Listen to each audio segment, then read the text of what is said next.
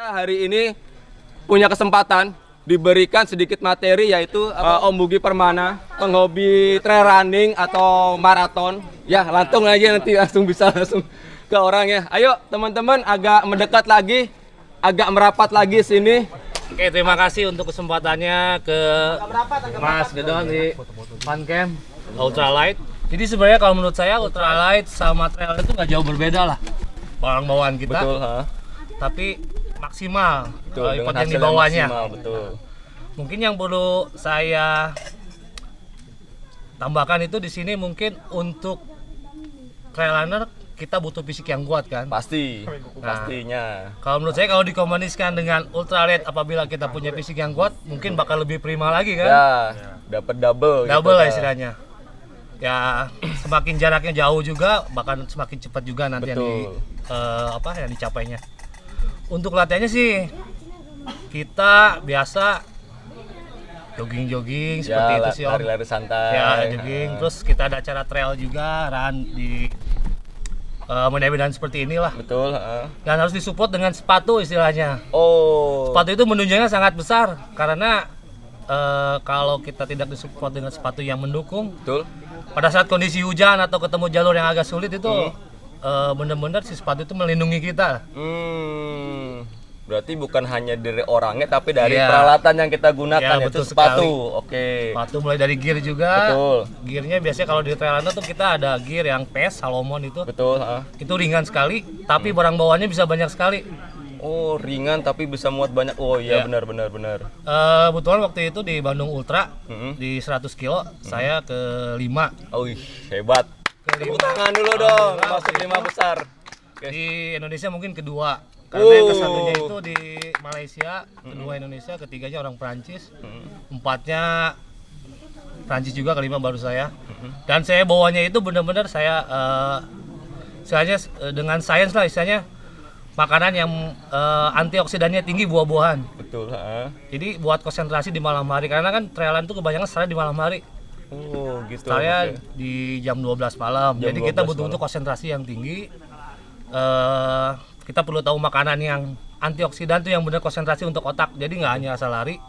Karena kan kalau trailan tuh kita harus ngikutin sign juga. Jadi kalau salah belok sedikit, ya udah nyasar pasti deh. Harus ikuti tanda-tanda, harus fokus dengan tanda-tanda yang Iya. diberikan oleh panitia ya. Sama juga kayak kita nih kalau lagi naik gunung harus Nah. baca rambu-rambunya biar nggak kesasar gitu Ya loh. nggak salah belok. Mm-mm. Takutnya salah belok kan yang ada nanti kita udah urutan pertama bisa-bisa jadi Kalah gitu kalah kan, ya. atau Banyak seperti itu. diskualifikasi karena waktunya ya. Iya, betul Oke. sekali.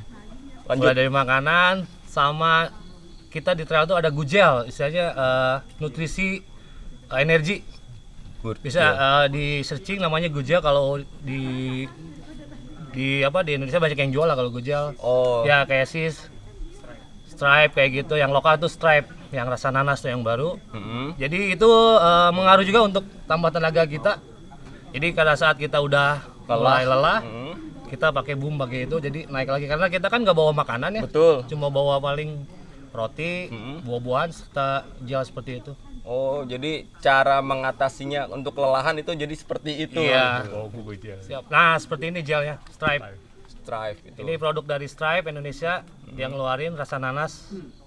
Ini ngebantu banget. Jadi kalau saya pakai ini setiap 20 menit kalau saya. Per 20 Iya, menit. kalau saya. Jadi kalau orang tuh tergantung masing-masing. Oh. Kalau saya setiap 20 menit, karena kalau terlalu di atas 45 menit saya nggak naik kalau pakai ini. Oh, gitu. Jadi setiap orang kapasitasnya beda-beda ya. Saya 20 menit. Kalau terlalu lama saya nggak naik tenaganya. Oh, Jadi kayak dipancing dulu lah buat ngebum gitu. jadi ibarat kata kalau kita lapar makan nasi Iya. gitu kan, tapi kalau ini lebih Lebih gini, ini lebih ini energinya ultra langsung sekali ini kan, ringkas langsung sekali ngebum gitu. lah. Ini buat ultralight kalau ke Gunung Gede kayak pikir ini wajib untuk ada deh. Tuh, Wajib untuk ilmu dibawa. baru lagi nih. Karena selama ini kan tahunya kita makan nasi ya kan, Ya.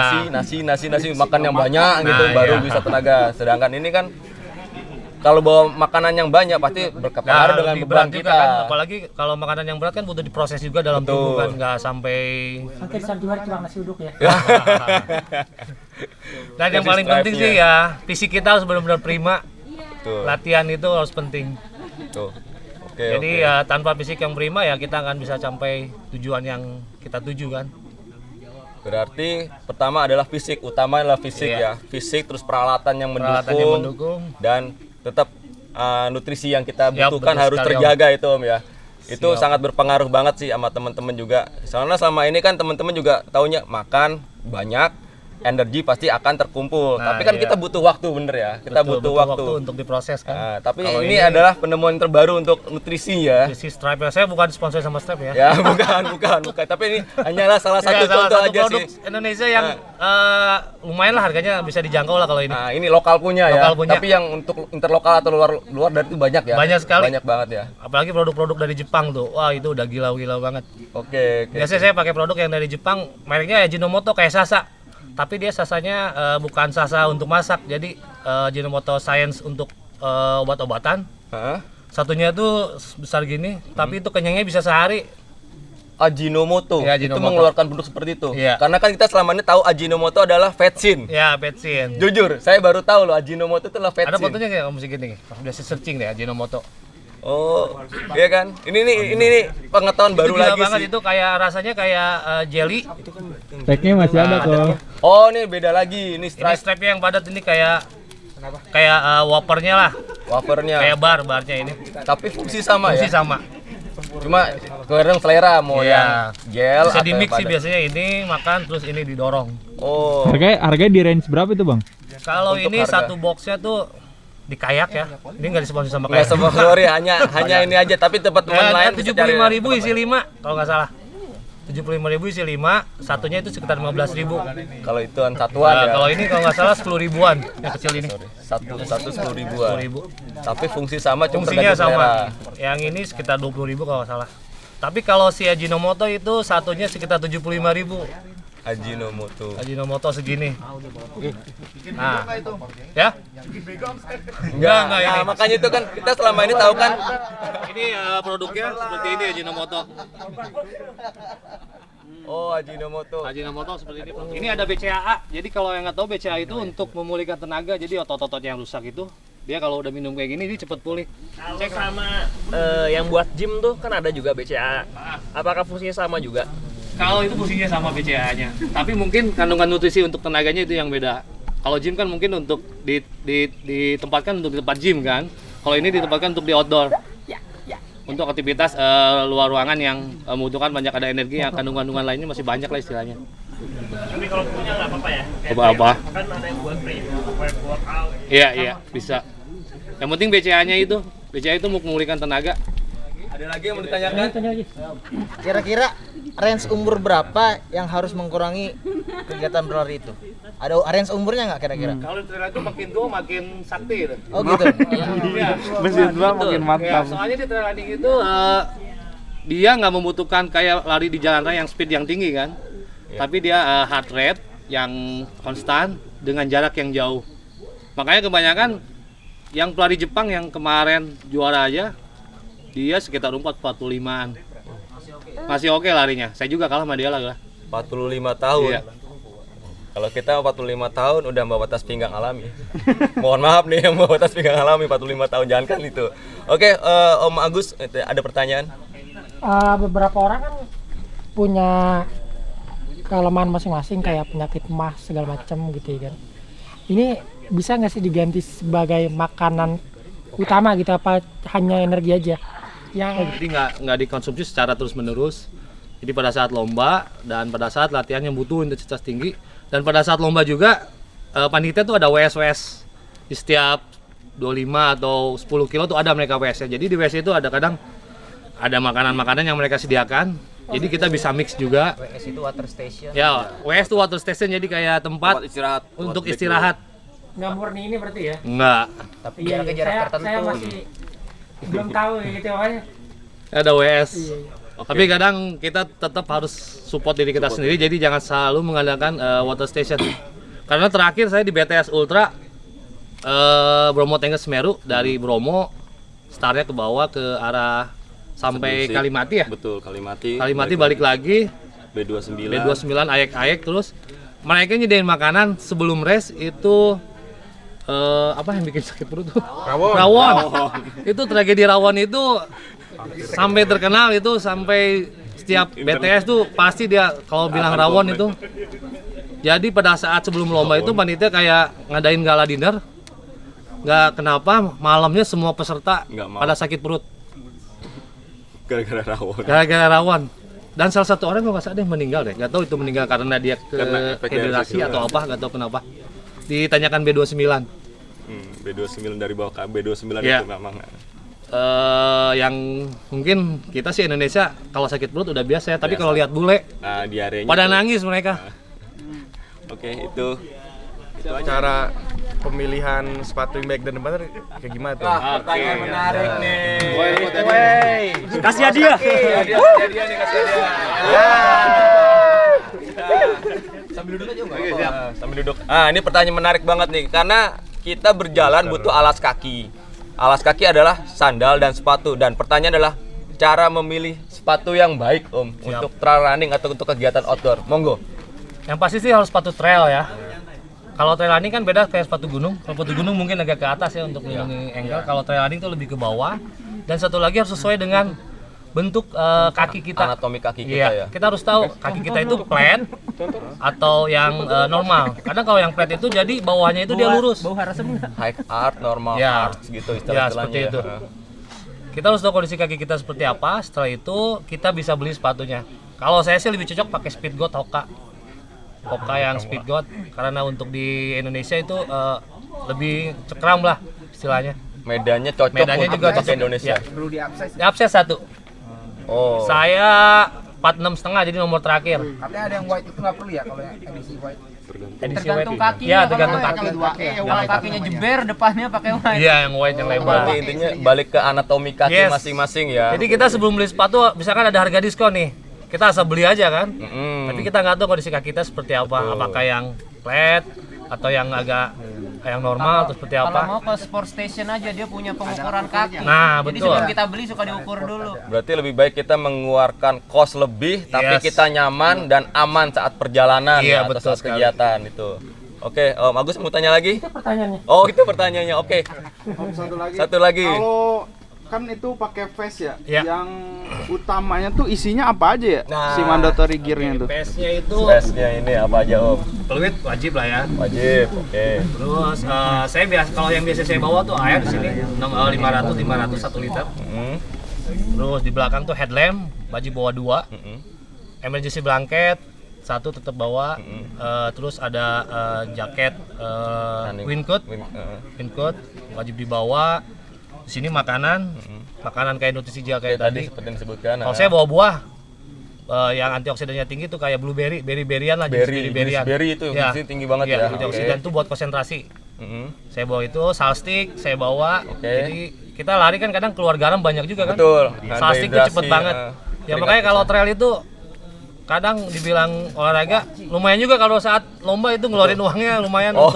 untuk beri. Hobi yang mahal tapi Iya. yang ya gitulah. Tapi setelah fisiknya yang pasti harus ditunjang dengan kondisi fisik yang prima. Oke. Terima kasih banyak. Jadi kesimpulannya adalah fisik yang utama. Kedua adalah alat-alat kita juga harus mendukung. Terutama tadi kan sepatu, alas kaki. Kan ada pemilihannya tadi cara-cara gimana. Terus ketiga juga barang-barang yang kita bawa itu harus proper untuk kegiatan kita. Jangan sampai kita kecelakaan, kita belum siap untuk diri kita sendiri. Itu yang utama. Sebenarnya udah nggak ngerokok lagi ya. Rokok. Enggak juga ada. Juga banyak yang rokok, Banyak yang rokok banyak ya. yang gila. Makanya hidup rokok. Berarti Kalau intinya, rokok tuh kembali ke fisiknya masing-masing. Jangan contoh ya. makanya tadi bilang kan usia 40 itu malah lebih hebat, lebih expert gitulah. Berarti usia bukan segalanya ya. Iya, bukan Suatu untuk alasan ya. kendala, Aduh, iya. udah ini nih berumur nih. Bukan suatu Aduh, alasan, udah itu bisa hanya klise aja. Ya. Diajakin udah nggak bisa usia gua ini, itu alasan. Oke. Udah nggak ada ini. Ya.